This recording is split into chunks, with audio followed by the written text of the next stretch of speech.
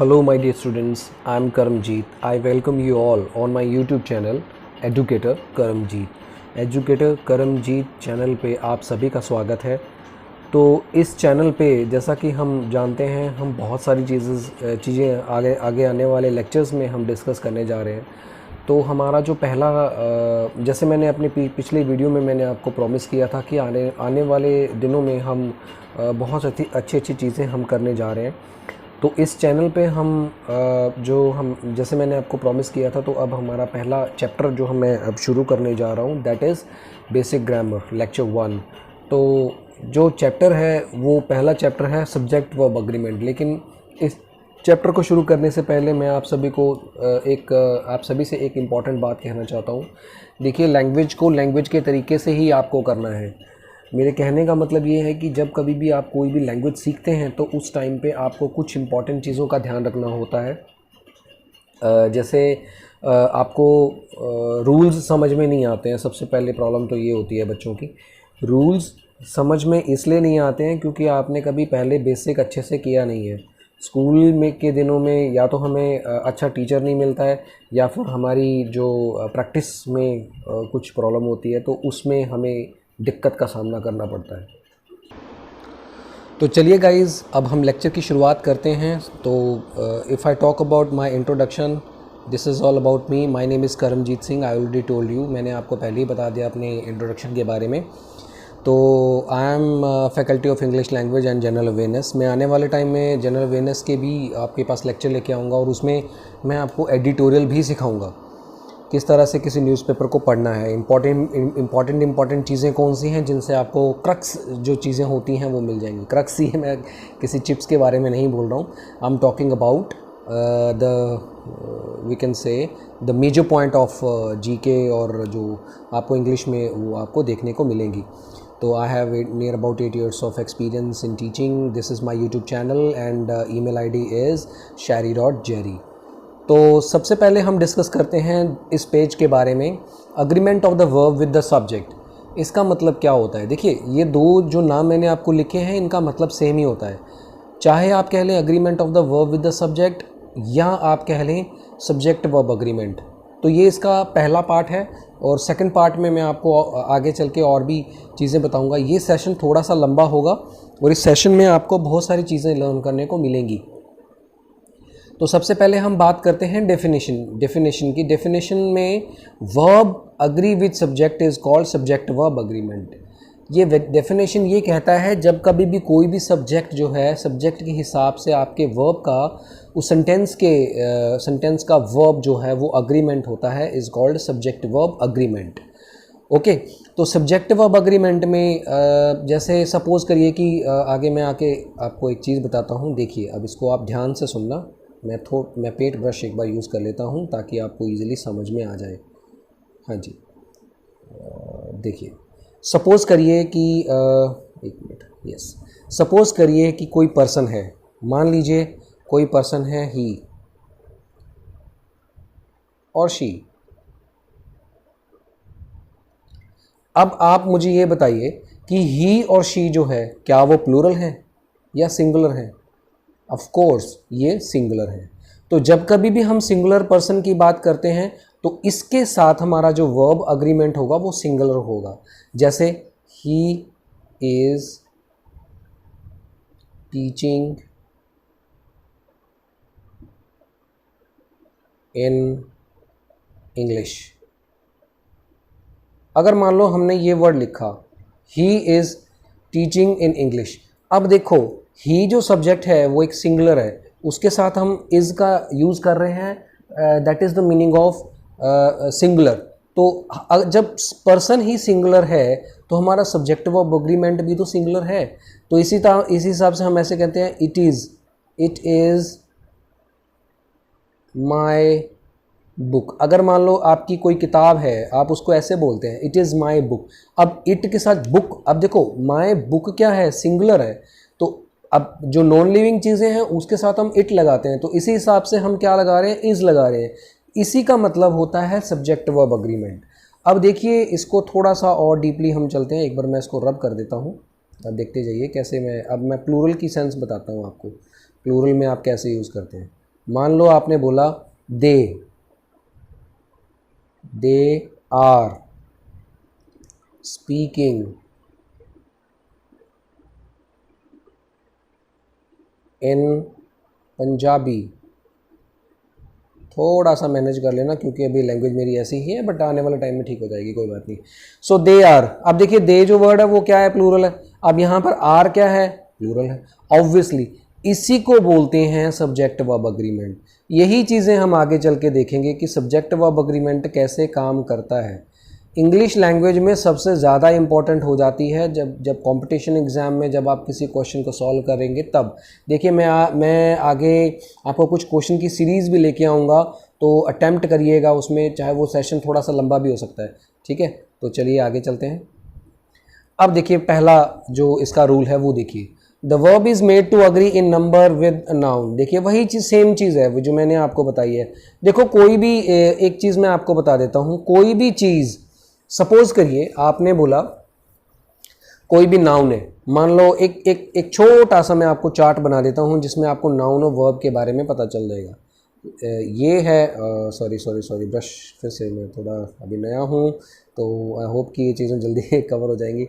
मान लीजिए यहाँ पर नाउन है, एक मिनट, मान लीजिए ये नाउन है, ये वर्ब है, तो यहाँ पर सिंगुलर है, यहाँ पर प्लूरल है।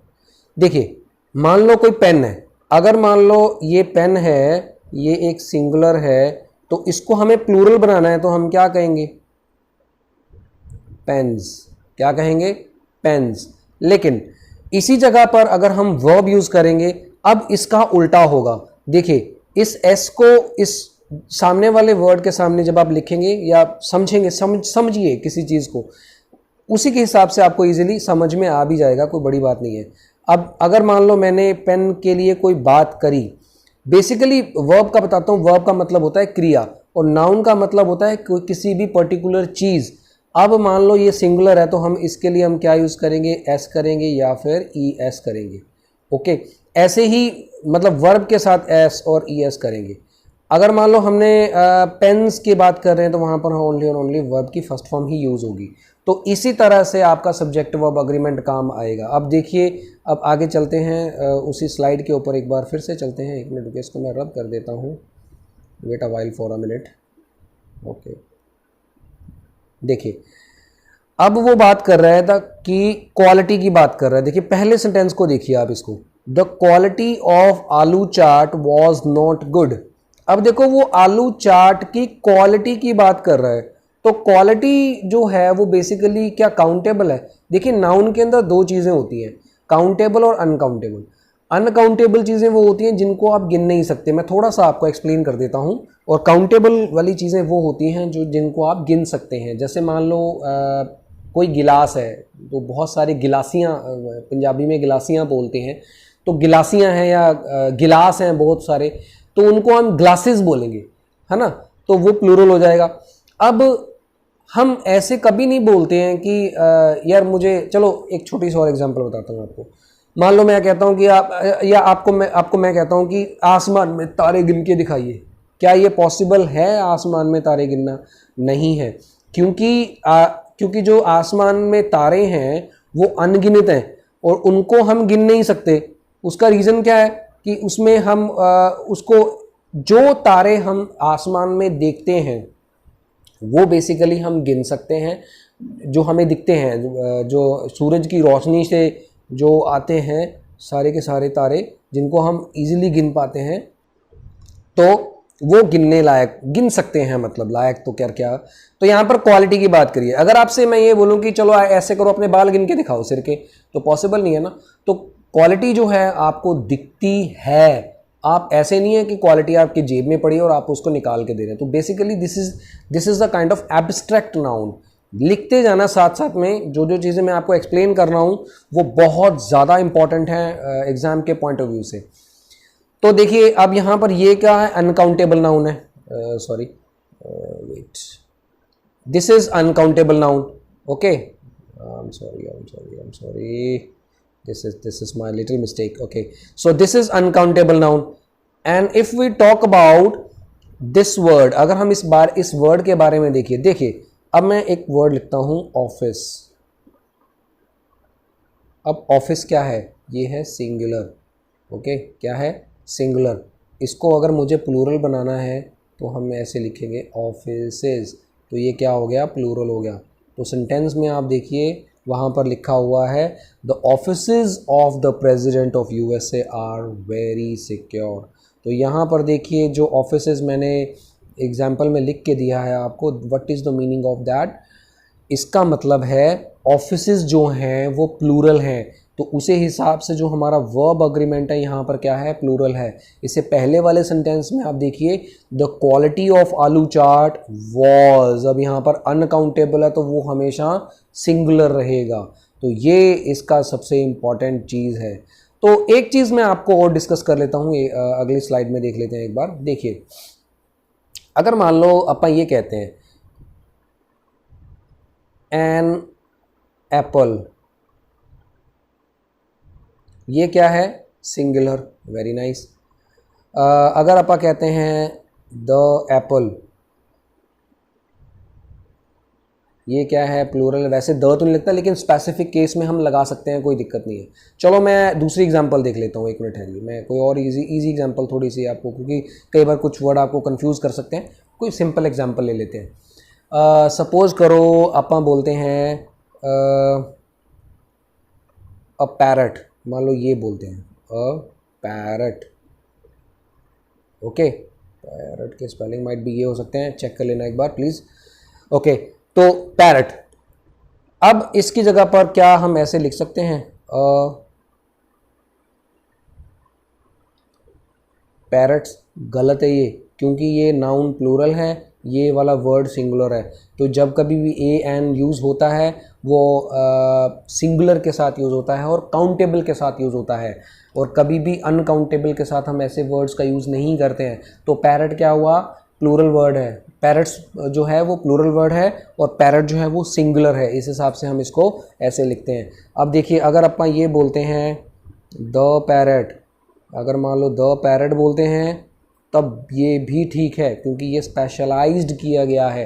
ये मैं आपको आर्टिकल के चैप्टर में आपको समझाऊंगा आगे चल के। तो द पैरट्स अगर आप ये बोलते हैं तब भी ठीक है। तो बस ये वाली टर्म जो है वो गलत हो जाएगी, बाकी सारी टर्म ठीक रहेंगी, ऑलराइट। तो इस तरह से हम चीज़ों को समझ सकते हैं। तो जब कभी भी, अब देखो मैंने आर्टिकल का यूज़ क्यों किया था, इसीलिए किया था समझाने के लिए कि अगर द भी लग जाए तो कोई बड़ी बात नहीं होती है, बस इसको उसी के हिसाब से हम इसको डील कर सकते हैं। तो आर्टिकल का भी रोल बहुत सारे सेंटेंसेस में होता है जब आप इसको चेक करेंगे, जब आप आपके क्वेश्चन को अटैम्प्ट करेंगे। तो जो अगला है वो बहुत ज़्यादा इंपॉर्टेंट है। देखिए, टू और more than two nouns are plural connect by and the subject verb agreement will be plural.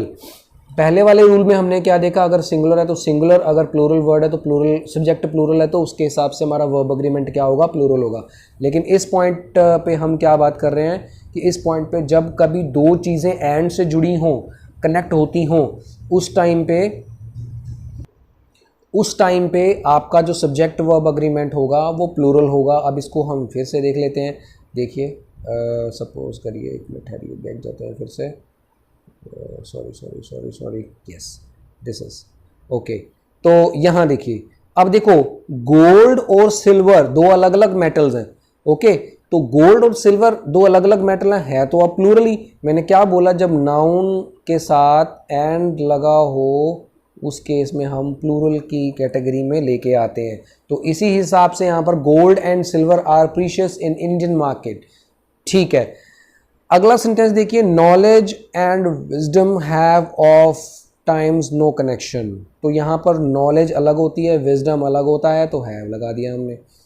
He she वर, अब देखो ही और शी दो पर्सन अलग अलग हैं तो इसलिए हम वर लगा रहे हैं। तो इसलिए जब बस इस बात का ध्यान कर लो, शुरुआत की दो तीन चीज़ें मुश्किल हैं, बाकी आने वाले जो भी रूल्स होंगे वो सारे सिंपल हैं। यहाँ पर देखिए, जब आप टू नाउन एंड से जोड़ते हैं तो वो क्या हो जाता है, प्लूरल होता है। पहले हमने क्या देखा कि पहला सब्जेक्ट अगर सिंगुलर है तो उसके हिसाब से आता है, अगर दूसरा सब्जेक्ट, पहला सब्जेक्ट ही नेक्स्ट सेंटेंस में अगर वो सब्जेक्ट प्लूरल है तो उसका सब्जेक्ट वर्ब अग्रीमेंट क्या होगा, प्लूरल होगा, ओके। यहाँ तक अगर किसी को समझ में ना आया हो तो एक बार फिर से आप बैक जाइए और उसके बाद फिर से इसको रिपीट करिए, एक बार नहीं, 10 बार नहीं, 1000 बार करिए। मैं तो कहता हूँ कि ग्रामर के पोर्शन को चार्ट मारिए, वो चीज़ें तमाम जो आपको नहीं आती हैं उनके पीछे हाथ धो के पड़ जाइए। मेरा मानना है कि मुझे नहीं आती थी तो मैंने इसको पूरी शिद्दत के साथ किया। मैंने आगे चलते हैं। स्टार लगा के जो चीज़ें होंगी आपके सेशन में वो थोड़ा सा इंपॉर्टेंट पॉइंट होगा। अब थोड़ा सा हम इसको और डिस्कस करते हैं। If the noun suggest one idea, same person और same thing, the subject verb agreement agrees singular. कहता है कि अगर कोई चीज़ एक है, जैसे मान लो अगर मैं इसको थोड़ा और डिफाइन कर देता हूँ आपको। सपोज करिए आप पिज़्ज़ा खाते हैं, मान लीजिए आप पिज़्ज़ा आपने ऑर्डर किया है, आप कहीं रेस्टोरेंट में बैठे हैं, रेस्टोरेंट या रेस्टोरों भी बोल सकते हैं, ये दोनों प्रोनाउंसिएशन ही बहुत बढ़िया है। रेस्टोरेंट भी कई लोग बोलते हैं, वो अपने अपने हिसाब से अपना अपना फंडा होता है, आप किसी भी तरीके से किसी भी वर्ड को ईजिली प्रोनाउंस कर सकते हैं। तो अब आपसे मैं डिस्कस कर रहा था कि जैसे पिज़्ज़ा है, अब देखो पिज़्ज़ा को हम हल्का सा टी बोलते हैं, प्रोनाउंस ऐसे ही करते हैं, pizza, not pizza, eats pizza, pizza, pizza, हल्का सा टी बोलना है आपको। तो वहां पर आपको क्या करना है, देखिए आपने ऑर्डर करवाया तो क्या आप ऐसे थोड़ी कहोगे कि यार इसमें प्याज भी है, बोलते हैं, लेकिन आप ऐसे नहीं बोलोगे कि यार इसमें प्याज टमाटर ये था, बोलते हैं, लेकिन उसको एक पिज़्ज़ा में ये नहीं बोलेंगे कि पिज़्ज़ा में ब्रैकेट डाल के, क्या आप ऐसे बोलोगे कि मैंने ये उस पिज़्ज़ा में था, मैंने ये सारी चीज़ें डाली हुई थी। हाँ, एक्सप्लेन करने के लिए आप उसको बोल सकते हो, लेकिन सिंपल सेंटेंस में तो है तो पिज़्ज़ा ही ना। तो जैसे मान लो कोई क्यूजीन है, कोई ज़िंदगी का कोई उतार चढ़ाव है, जैसे यहाँ पर देखो आप देख रहे होगे, जैसे the rise and fall, the rise and fall, अब चढ़ना उतरना या उतार चढ़ाव, जिसी तरह से मर्जी आप अपनी सेंस यूज़ कर लें, लेकिन है तो एक तरह का फ्रेज ही। अब ये फ्रेज है तो ये क्या हो गया, सिंगुलर हो गया। ब्रेड एंड बटर है, देखिए ब्रेड आप अकेले सूखा खा सकते हैं नहीं, तो कई बार क्या होता है आप टोस्ट बनाते हैं या कोई भी चीज़ें ऐड करते हैं तो आप क्या करते हैं, वो है तो क्यूजीन ना, खाने वाली चीज़ है ना, तो इसलिए हम उसके साथ क्या लगाते हैं, इज़ लगाते हैं। तो ये सबसे इम्पॉर्टेंट पार्ट था। जब हम दो चीज़ें एक चीज़ के साथ रिलेट करती हों तो उस केस में वो सिंगुलर ही माना जाएगा। अब क्वेश्चन ये आता है कि ऐसे क्वेश्चन की पहचान कैसे करें। देखिए इस क्वेश्चन में कुछ स्पेसिफिक वर्ड्स हैं, मान लो इस तरह के क्वेश्चन आते हैं, उनमें कुछ स्पेसिफिक फ्रेजल वर्ब्स हैं, बस उन्हीं का ध्यान रखना होता है।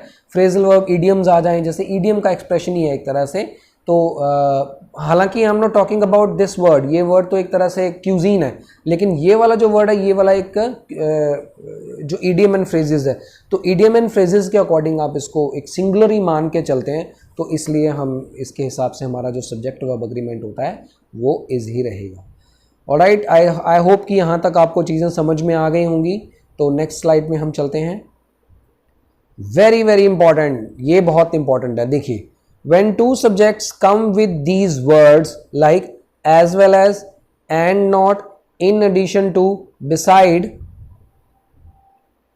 besides, except, nothing but, along with, together with, but, no less than, accompanied by, like, unlike, so subject verb agreement according to the first person, I mean first subject। यहां पर सब्जेक्ट वर्ब अग्रीमेंट के साथ लिख लो according to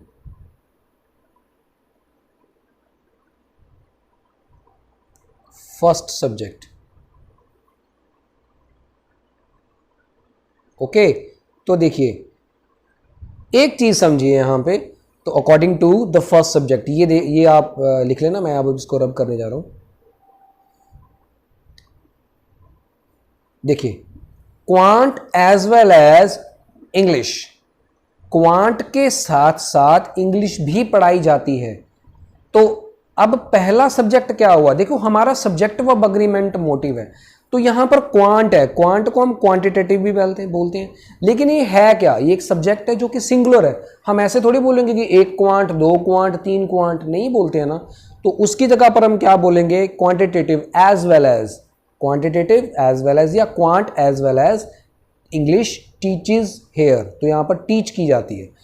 ऐसी एक और word है, जैसे देखो राम है, राम अलोंग विद श्याम, अब यहां पर एंड नहीं है, अगर आपको एग्जाम में जो क्वेश्चन दिया होता है वो यही दिया होता है कि वो राम के साथ along with लगा देगा या together with लगा देगा, in addition to लगा देगा, whatever they want to use in the sentence, तो उसके बाद इस तरह के जो स्पेसिफिक वर्ड है as well as, and, not, in addition to, besides, together with, along with, nothing but, except, but, no less than, accompanied by, like और unlike जैसे वर्ड भी आ जाएं, in addition to भी आ जाए, ये रह गया, beside भी हो गया, तो ये वर्ड आ जाएं तो उसके हिसाब से फर्स्ट वाला जो सब्जेक्ट होगा उसी के हिसाब से ही अग्रीमेंट होगा।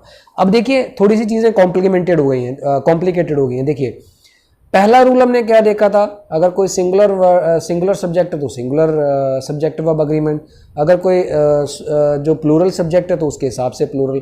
सेकंड वाले में हमने क्या सीखा, अब चीज़ों को ऐसे ही याद करना है, आपको रट्टा नहीं मारना है, रट्टा मारने से चीज़ें आपको भूल जाती हैं। आप कॉन्सेप्ट को लेके चलिए। देखिए कोई भी पर्सन है वो सिंगुलर भी है प्लूरल भी है। मान लीजिए आपके घर में कोई पार्टी है तो पार्टी में तो लोग आएंगे जिनको आप गिन सकते हैं, तो वो क्या हो गए, प्लूरल हो गए। या आप अकेले बैठे हैं तो आप क्या हो गए, सिंगुलर हो गए। तो ये चीज़ें आपको खुद ही समझनी पड़ेंगी, ठीक है। तो इससे लैंग्वेज में जो इसका रोल है वो बहुत ज़्यादा इंपॉर्टेंट है। आपको ये चीज़ें अपनी रियल लाइफ से रिलेट कर लीजिए। कई बार क्या होता है कि आपको चीज़ें वैसे लर्न नहीं होती हैं, तो आप अपनी लाइफ से रिलेट कर लीजिए। सिंपल चीज़ें अपनी लाइफ से रिलेट कर लीजिए। मान लो आपको कोई एक सिंगुलर चीज़ है आपके पास, तो आप सिंगुलर के अकॉर्डिंग बोलिए। मान लीजिए आपके पास बहुत सारे पेन हैं, आप उनको प्लूरल की कैटेगरी में बोलेंगे। तो पेन की मुझे एग्जांपल वैसे याद आ गई। मुझे पेन लेना और पेन को गिफ्ट करना बच्चों को बहुत अच्छा लगता है, क्योंकि इसका एक रीज़न तो मैं यही समझता हूँ कि शायद कि जो आप अपनी लाइफ में, क्योंकि जब आप ज़िंदगी बनाते हैं कंपटीशन में या जब आप लड़ते हैं किसी particular to get a job, तो उस टाइम पे आपके पेन ही काम आता है। कैसे काम आता है, क्योंकि आप उसी पेन से उस चीज़ को बार बार प्रैक्टिस करते हैं, लिखते हैं, नोट्स बनाते हैं। वही पेन आपकी ज़िंदगी को संवारता है। तो शायद मेरे माइंड में ये चीज़ें फिट बैठ गई हैं, तो मुझे पेन ख़रीदना और बच्चों को रिवार्ड देना मुझे बहुत अच्छा लगता है। तो ये एक मुझे लगता है कि आपको इस तरह की चीज़ें आपको अपनी लाइफ में हिस्सा बना लेनी चाहिए। क्योंकि मैंने एक कहावत सुनी है जो मुझे बहुत इंपॉर्टेंट और मुझे बहुत इम्प्रेस करती है। वो ये कि पेपर के ऊपर किया हुआ पैसा जो भी आप इन्वेस्ट करते हैं वो वेस्ट नहीं जाता है। देखिए कितनी बड़ी बात है। क्यों? क्योंकि आप जो आप पेपर्स खरीदते हैं या जो भी नोटबुक खरीदते हैं या आपने कोई बुक खरीदी है, तो वो कहीं ना कहीं आपको पे ऑफ करती है, ठीक है ना। तो चलिए आगे चलते हैं।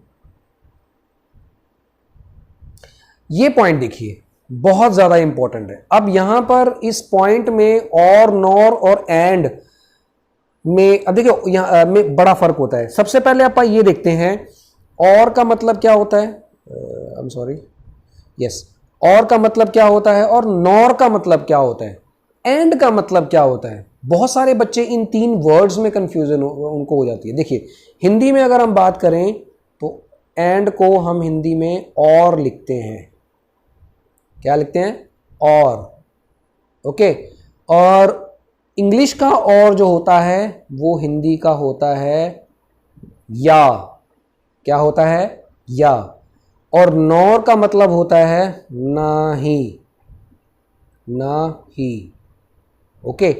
अब ये जो दो वर्ड होते हैं ये ऑप्शनल होते हैं। मान लो आपने राम और श्याम की बात करते हैं, मान लो हम राम और श्याम की बात करते हैं, तो राम और श्याम इनमें से कोई एक आया था, ओके। लेकिन एंड में तो मैंने आपको पहले बताया कि दो नाउन साथ में होते हैं, जैसे मान लो राम एंड श्याम। अब देखो एक चीज समझना, इन दोनों में बड़ा डिफरेंस है। दो नाउन होते हैं, यहाँ पर नाउन कर लो, इसको मैं रब कर देता हूँ, फिर से लिख देता हूँ, मान लो एन, ओके। तो अब दो नाउन हो गए तो दो नाउन प्लूरल होंगे, यहां पर प्लूरल होगा और यहां पर सिंगुलर होगा। मेरे ये समझाने का मकसद ये था कि आपको इन तीनों के डिफरेंस का पता होना चाहिए। अब जो नॉर वर्ड होता है वो नेगेटिव होता है। क्या होता है? नेगेटिव होता है। इसका थोड़ा सा ब्रश में छोटा और कर देता हूं क्योंकि स्पेस काफ़ी, ओके। ये जो वर्ड होता है ये नेगेटिव होता है। अब नेगेटिव क्यों होता है? क्योंकि ऑलरेडी ये ना जैसा जिस वर्ड में ना की सेंस आती हो वो नेगेटिव ही होता है, और ये वाला पॉजिटिव वर्ड होता है, ठीक है। तो इसको एक बार हम रब करते हैं, फिर आगे मूव करते हैं, आगे चीज़ें समझते हैं। क्या क्या है? Yes, next. ये देखिए, अब आप कहेंगे कि सर ये आइदर और कैसे आ गया? देखिए, आइदर और, इसको कोरिलेटिव कंजंक्शन भी बोलते हैं। आइदर के साथ और आता है, नाइदर के साथ नॉर आता है। कभी भी आइदर के साथ नॉर नहीं आएगा और नाइदर के साथ और नहीं आएगा तो वो सेंटेंस गलत हो जाता है। यही सेंटेंस में आपके क्वेश्चन में आता है। देखिए, मैंने आपको अभी थोड़ी देर पहले बताया कि जो आइदर वर्ड होता है, और वर्ड होता है या आइदर और होता है, वो वर्ड पॉजिटिव होता है और ये नेगेटिव होता है। ठीक है, तो यहां पर देखिए, आइदर द कैट और the dog has been here, या तो कैट या फिर डॉग यहां पर हैं। ओके, तो यहां पर ऑप्शनल है। कई बार हम आप रियल लाइफ में लेके देख लो, कई बार हम सोचते हैं ना कि या तो मुझे ऐसे लगता है या तो राम होगा या फिर शाम होगा। कहते हैं कि नहीं कहते हैं? बिल्कुल कहते हैं। मान लो आप रात को कहीं छत पे सो रहे हैं, पिन ड्रॉप साइलेंट है। ओके, अचानक से हवा चलती है या कुछ ऐसी आवाज़ें आती हैं, आप कहेंगे भूत वाली बातें कर रहे हैं, लेकिन ये समझाने का तरीका ही है और कुछ नहीं है। तो जैसे अचानक से किसी पेड़ के हिलने की जो आवाज़ें आती हैं, या कोई कुछ ऐसी चीज़ें होती हैं जब, मतलब हालांकि भौंकने से तो पता चल जाएगा कि बेसिकली कौन है वो, कौन सा एनिमल है, लेकिन कई बार झाड़ियों में होता है। तो झाड़ियों के आसपास आप सो रहे हैं, कहीं जा रहे हैं, तो आपको दिन में भी चाहे देख लो तो आपको लगेगा कि या तो यार कुत्ता है या फिर खरगोश है, जिस तरह से वो भाग रहा है, तो तेजी से भाग रहा है। तो मतलब ऑप्शनल कह रहे हैं ना, आपको पूरी तरह से श्योर नहीं हो ना कि आप राम की बात कर रहे हैं कि शाम की बात कर रहे हैं, खरगोश की बात कर रहे हैं, कुत्ते की बात कर रहे हैं, ठीक है, डॉग की बात कर रहे हैं। ओके, तो ये ऑप्शनल होता है। ऐसे ही ना ही अगर किसी को आप ये बोलते हैं ना तो वो शाम था ना ही राम था, वो तो कोई और ही था। Okay, neither Shyam nor Suresh was not taking seriously. अब इसी सेंटेंस को ही देख लो, चाहे देखो कुछ लोग इसको नीदर भी बोलते हैं, नीदर भी प्रोनाउंसिएशन आपकी, देखिए आपके स्टाइल के ऊपर है। आप किसी भी वर्ड को प्रोनाउंस करते हैं, आपके स्टाइल के ऊपर है कि आप उस वर्ड को कैसे प्रोनाउंस करते हैं। अब देखिए, नीदर जो वर्ड है वो एक तरह से नेगेटिव है, ओके, और नीदर के साथ नोर आता है, ना कि और आएगा। यही आपके एग्जाम में क्वेश्चन आएगा कि अब देखो, अब इस चीज को ध्यान से देखो जो मैं आपको बताने जा रहा हूं। तो जो ईदर और होता है, और के बाद जो नाउन होगा उसके हिसाब से आपका वर्ब अग्रीमेंट होगा। Very very important. इस चीज को मैंने लिखा नहीं है पूरी लाइन में, बट वैसे ही समझा देता हूं क्योंकि आप हिंदी में कन्वीनियंट है तो आप ऐसे लिख लें कि आइदर और के बाद आने वाले नाउन के हिसाब से आपका जो सब्जेक्ट वर्ब अग्रीमेंट होगा वो चेंज होगा। आई थिंक आगे है, ये मैं फिर भी आगे बता दूंगा, लेकिन अभी से समझ लो, वहां पर थोड़ा सा आसान हो जाएगा, दोबारा से समझ लेना, कोई दिक्कत नहीं है। तो नाइदर जो है वो नेगेटिव है, Ramesh nor Suresh was not. अब देखो, आप कहोगे, देखो मैंने क्या बोला था कि और नॉर जो होता है वो ऑप्शनल होता है, या ना ही। अब देखो ना ही, अब ना और नॉर दोनों, और नॉर दोनों ही हैं, तो इसलिए अब सुरेश क्या है, सिंगुलर है, तो सुरेश के हिसाब से आपका सब्जेक्ट वर्ब अग्रीमेंट क्या हो गया, वॉज हो गया। मतलब आइदर और, इस चीज का आपने ध्यान रखना है, आइदर और में यहां पर एक नाउन होता है और यहां पर जो होगा नाउन, उसके हिसाब से आपका सब्जेक्ट वर्ब अग्रीमेंट चेंज होगा। इसको आप चाहो तो हिंदी में भी लिख सकते हो, कोई ज़रूरी नहीं है कि आपको इंग्लिश में ही नोट्स बनाने हैं। आप इसको अच्छे से हिंदी में ही लिख लो जैसे मैंने अभी बोला है। तो ये था नाइदर नॉर और आइदर और वाला, ये मेरे ख्याल से, हाँ। अब ये चीज़ देख, बहुत इंपॉर्टेंट है। देखिए, if plural after nor, example, अगर मान लो नॉर के बाद वो कहता है कि यहां पर असिस्टेंट्स आएगा, सॉरी यहां पर इसको चेक कर लेना, आप असिस्टेंट्स आएगा। देखिए, नाइदर द ट्रेजरर कौन होता है, खजांची, नॉर द असिस्टेंट्स होगा, यहां पर टाइपिंग मिस्टेक है, I apologise with you, but next time I will not do that. अगली बार मैं थोड़ा कोशिश करूंगा कि आपको इजीली ये चीज़ें अवेलेबल करवा दूं। तो नाइदर द ट्रेजरर का मतलब खजांची, nor the assistants are helpful. मतलब सेकंड वाले के अकॉर्डिंग अब यहां पर अगर प्लूरल करते हैं तो हमारा सब्जेक्ट वर्ब अग्रीमेंट क्या हो गया, प्लूरल हो गया। एक चीज और समझो इसमें, देखिए इसमें मैंने एक चीज लिखी हुई है, देखिए ध्यान से सुनना, neither nor never take negative words, okay, neither nor never takes आएगा यहां पे, ये कोरिलेटिव कंजंक्शन है, takes negative words like none, no, not, this correlative conjunction is already in negative sense. अब देखो मैंने ऑलरेडी बता दिया कि जहां पर नो आ जाए, ना मात्र चीजें आ जाएं, तो वो नेगेटिव ही होती हैं, तो इसके साथ कभी भी नॉट नहीं लगेगा। तो नाइदर के साथ nor, never take negative words. तो अगर मान लो इसी सेंटेंस को देख लेते हैं, यहाँ पर असिस्टेंस कर लेते हैं और यहाँ पर आर नॉट कह देते हैं, तो वो सेंटेंस गलत हो जाएगा, क्योंकि ऑलरेडी नेगेटिव में यहाँ पर भी है, यहाँ पर भी है। तो क्या हर किसी सेंटेंस में आपने कभी देखा है कि नेगेटिव सेंटेंस में 3-3 बार नेगेटिव आ रहा है? नहीं ना।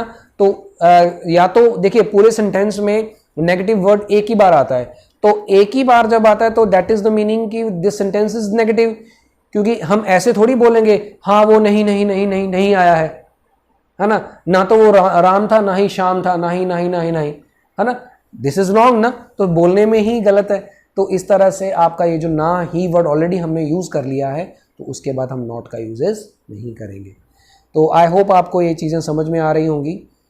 अगर आपको अच्छा लग रहा है सेशन तो please like and comment and share, अपने दोस्तों और नियर एंड डियर के साथ आप शेयर करिए, क्योंकि जो ग्रामर का पोर्शन आएगा मैं 1 बाय 1 1 या 2 दिन के अंदर अंदर साथ साथ में लाता रहूँगा, और बहुत इंपॉर्टेंट है। आप देखना जब कभी एग्ज़ाम में या कभी किसी भी वेबसाइट पे चले जाइए, कोई भी नोटबुक उठा लीजिए या आपने कोई भी बुक लेके आनी है वो भी ले आइए, जब आप प्रैक्टिस करेंगे तो ईजिली चीज़ें आपके पास अवेलेबल होंगी और आप ईजिली उनके आंसर्स कर पाओगे।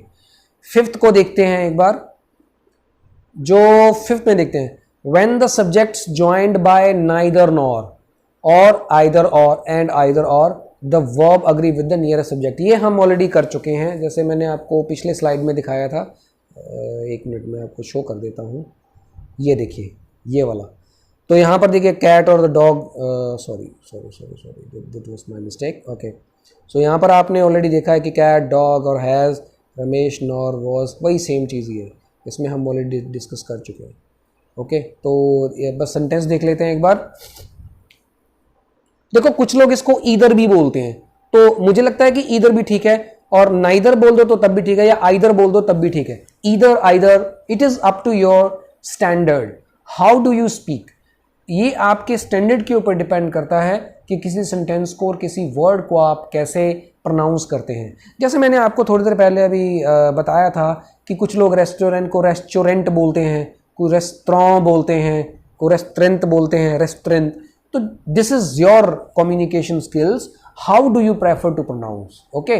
तो आगे चलते हैं, बस ज़्यादा टाइम वेस्ट नहीं करते हैं। तो बातें तो बहुत सारी होती रहेंगी, हम बातों के लिए नहीं आए हैं, हम बेसिक कंसेप्ट के लिए आए हैं। तो इस सेशन में मैं आपको ज़्यादा से ज़्यादा कंसेप्ट ही सिखाऊंगा ताकि आपको आसानी हो आगे चल के, ठीक है। तो एक बार इसको भी हम डिस्कस कर लेते हैं। तो आइदर के साथ देखो आई एंड ही, ओहो आई एम सॉरी, ये मुझसे थोड़ी सी मिस्टेक हो रही है क्योंकि I am new in this platform, so चलो।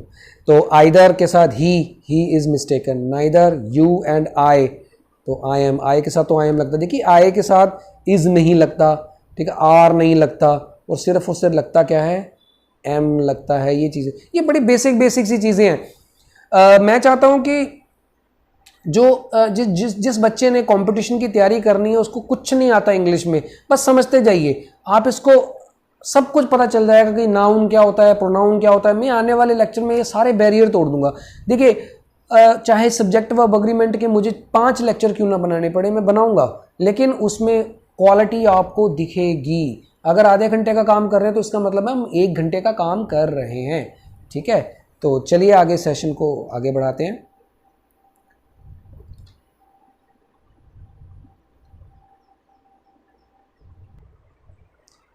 अगला जो पॉइंट है इसको भी आप अच्छे से समझिए। Either, neither, each, everyone, many a, none, no one, anyone, anybody, nobody must be followed by a singular verb. तो जब कभी भी ये वर्ड होते हैं, ये सारे के सारे सिंगुलर वर्ड होते हैं। कभी भी देखिए, अब मैं ईदर का हिंदी में मतलब आपको समझाता हूं। ईदर का मतलब होता है दोनों में से एक, नीदर का मतलब होता है दोनों में से कोई नहीं। ओके, ईच का मतलब हर एक, एवरीवन का मतलब भी हर एक, मैनी ए का मतलब होता है कोई एक, नन का मतलब कोई भी नहीं, नो वन कोई भी नहीं, एनी वन कोई भी, कोई एक, कोई तो आए, जैसे हम ना anyone, do you want anyone, anyone's help, ऐसे बोलते हैं ना कई बार, क्या आपको किसी की ज़रूरत है, ऐसे थोड़ी ना बोलते हैं हम, क्या आपको किसी की ज़रूरतें हैं, क्या आप ऐसे बोलते हैं, क्या नहीं बोलते ना। तो एनीबडी, नोबडी, तो ये सारे सिंगुलर को दिखाते हैं। जैसे अब इनके साथ अगर हम ऑफ लगा देते हैं, जैसे मान लो ईदर ऑफ हो जाए, नीदर ऑफ हो जाए, ईच ऑफ हो जाए, एवरीवन हो जाए, तो उस हिसाब से हम कैसे लिखते हैं, देखिए ईच ऑफ दीज बॉयज। अब देखिए दीज बॉयज है, दीज बॉयज क्या हो गया, प्लूरल हो गया, तो ईच, अब देखो यहां पर ऑफ के बाद तो प्लूरल आता है, लेकिन सब्जेक्ट क्या है यहां पर, ईच।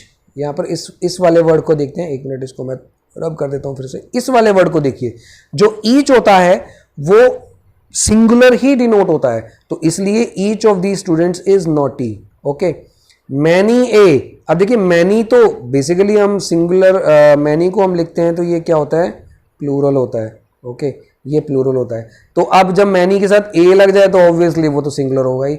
जैसे मैंने आपको बताया था कि जब आर्टिकल ए एंड द होता है वो काउंटेबल के साथ लगता है, तो जब चीजें सिंगुलर हैं तो हम ए लगा सकते हैं, जब चीजें सिंगुलर नहीं है तो हम द भी लगा सकते हैं, ए नहीं लगा सकते। जो मैंने शुरू में बताया था कि पोटैटोज की बात कर रहे थे जब हम, तो दोनों में फर्क होता है। तो इस हिसाब से अब देखिए मैनी, एक मिनट, इस हिसाब से देखिए जो मैनी ए है तो मैन नहीं हुआ ना, मैन हुआ ना, एम ए एन, एक मिनट, एम ए एन। तो यहां पर देखिए ये अब सब्जेक्ट वर्ब अग्रीमेंट यहां पर क्या हुआ, सब्जेक्ट वर्ब अग्रीमेंट यहां पर प्लूरल है, ये देखिए सिंगुलर है, माफ कीजिए, सब्जेक्ट वर्ब अग्रीमेंट यहां पर सिंगुलर है। देखिए मैनी ए, ईच ऑफ, तो ये सारे वर्ड सिंगुलर होते हैं, तो इनके साथ जो हमारा सब्जेक्ट वर्ब अग्रीमेंट होगा इज और है। देखिए इस लेक्चर में हमने क्या सीखा, इस लेक्चर में हमने यही सीखा कि सिंगुलर के साथ हम किस तरह से अपना वर्ब अग्रीमेंट करते हैं, प्लूरल के साथ हम अपना किस तरह से वर्ब अग्रीमेंट करते हैं। यही तो चीज़ हमने सीखनी थी जो कि हमने सीखी, और मुझे लगता है कि ये सबसे ज़्यादा इंपॉर्टेंट है। अब ये 6 के 6 रूल आपने एज इट इज़ नोटबुक के ऊपर उतारना है। अगर फिर भी कोई चीज़ समझ में ना आए तो मुझे कमेंट बॉक्स में लिख के मुझे सेंड कर देना, या आपके पास मेरी ईमेल आईडी है, ईमेल आईडी में आप मुझे मेल कर सकते हैं, जिससे आपको उस क्वेश्चन का जवाब का आंसर मिलेगा ही मिलेगा, राइट। तो हार्डवर्क जो है हमेशा पे करेगी आपको। और एक कहावत मैंने सुनी है जो मुझे बहुत अच्छी लगती है कि वैसे तो बहुत सारे यूट्यूबर और बहुत सारे मोटिवेशनल स्पीकर इन लाइनों को बोलते हैं, लेकिन मैं फिर भी आपके सामने ये बोल देता हूँ कि जो आपका किरदार है, जो जैसे सपोज़ करिए कि आपने अपने बदन से, अपने कपड़ों से तो खुशबू कोई भी लेके आ सकता है, सेंट लगा के या परफ्यूम लगा के, लेकिन मज़ा तब आता है जब आप वो खुशबू आपके किरदार से आए। तो देखिए किरदार कैसे बनेगा, अब किरदार और सोशल स्टेटस कैसे बनेगा आपका, ऐसे ही बनेगा जब आपके अंदर कुछ ऐसी क्वालिटीज़ होगी जो आम इंसान में नहीं होती हैं। वो कैसे बनेंगी, वो पढ़ के बनेंगी। पढ़िए इंग्लिश को, और जितना डीपली कंसेप्ट में क्यों घुसना चाहते हैं घुसिए, अच्छी किताबें लेके आइए, बार नहीं 1000 बार पढ़िए। मैं कहता हूं कि 1000 तो क्या, 3-4 बार ही पढ़ लोगे अच्छे से तरीके से, पूरा मन लगा के, आपको इजीली वो चीज़ें आ जाएंगी। तो इन्हीं सब चीज़ों के साथ मैं इस सेशन जो मेरा पहला पार्ट था वो मैं अब एंड करने जा रहा हूँ। आई होप आपको ये लेक्चर पसंद आया होगा। ज़्यादा टाइम वेस्ट हम नहीं करेंगे, और आने वाले टाइम में हम इससे भी बढ़िया लेक्चर लेके आएंगे, और भी बहुत सारे वोकैबुलरी के वर्ड्स हैं जो मुझे न्यूज़पेपर से मिलते हैं। अभी कुछ दिनों से कुछ वर्ड्स आ नहीं रहे हैं, लेकिन मैं जल्दी ही कोशिश करूंगा कि मैं आपके लिए एक नया वोकैबुलरी का एक लेक्चर लेके आऊं। So thank you for watching, thank you so much, and have a good day and stay happy, stay safe. Thank you for watching my video. Stay happy and stay safe. Jai Hind, stay tuned. Bye bye.